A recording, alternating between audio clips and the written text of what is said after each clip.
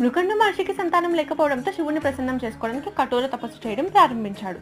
శివుడు మృకండు మహర్షి ముందు ప్రత్యక్షమై 16 సంవత్సరాలు మాత్రమే బ్రతికే జ్ఞాని మంచివాడు కొడుకుగా కావాలా, లేక దీర్ఘాయుష్తో ఉండే దుర్మార్గుడు కొడుకుగా కావాలా అని అడగడంతో మృకండు మహర్షి అల్పాయుష్కుడిని కొడుకుగా కావాలని కోరుకున్నాడు.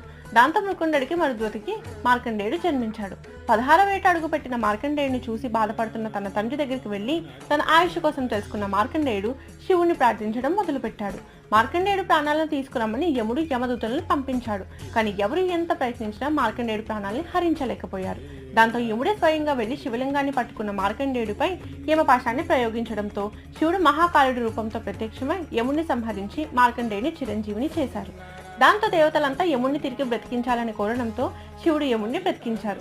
ఈ కథలో మనకి చాలా స్పష్టంగా అర్థమవుతుంది, ఆ శివయ్య తనని నమ్ముకున్న భక్తులెవ్వరికీ అన్యాయం చేయరని. ఇంతకీ మీరేమంటారు? అందరూ చెప్పండి. హర హర మహాదేవ శంభో శంకర.